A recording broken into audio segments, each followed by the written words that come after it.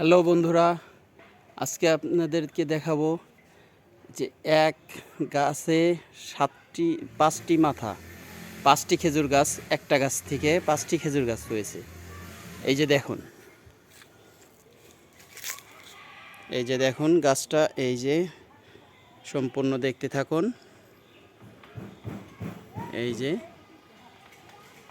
যে গাছ, এই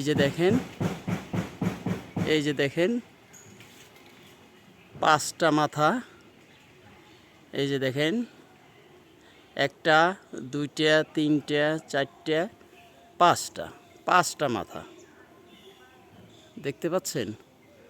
এই যে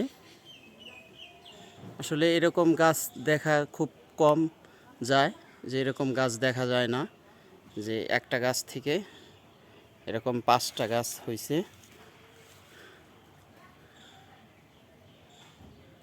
এই যে টোটাল গাছটা।